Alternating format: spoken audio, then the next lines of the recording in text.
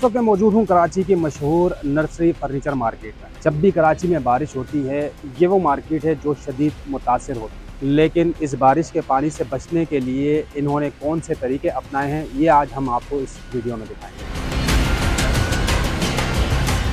जब से आया हूँ जब से ऐसे ही है और आगे भी ऐसी ही रहेगी। उसकी वजह ये है कि ऊपर से हम लोग नीचे आते हैं, खाल है, 8 फुट का लेवल है ऊपर वाले रोड का और यहाँ का बादराबाद, तारिक रोड, सिंधी मुस्लिम सबका पानी ये नर्सरी मार्केट में आके जमा होता है। ओवर एज हो जाता है, नाले सारे बंद हो जाते हैं, पानी यहाँ तकरीबन 6-5 फुट पानी खड़ा हो रहा है। तो आसार होते हैं बारिश के, तो हम लोग पहले सेव करके जाते हैं। इसमें प्लास्टर ऑफ पेरिस जमा होता है, 1.5 इंच मोटी प्लाई होती है, तो उसके ऊपर एक शीट डली हुई होती है सिल्वर की, वो लगा के फिर नट बोल्ट से टाइट करते हैं और फिर प्लास्टर ऑफ पेरिस लगाते हैं।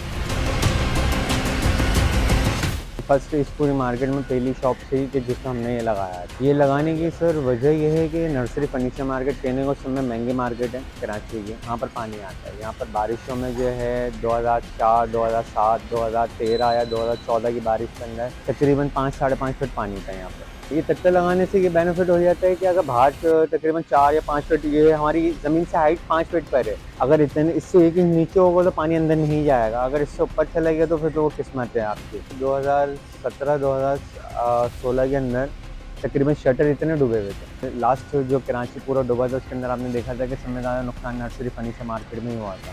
अरबों रुपए का नुकसान होता है यहाँ पर। और ये तो जगह फिर भी हमारी थोड़ी बेहतर है, इससे भी ज़्यादा जो है बाहर पाकिस्तान फ्रूट चाट बहुत मशहूर है, वो इससे ज़्यादा डूबी हुई थी।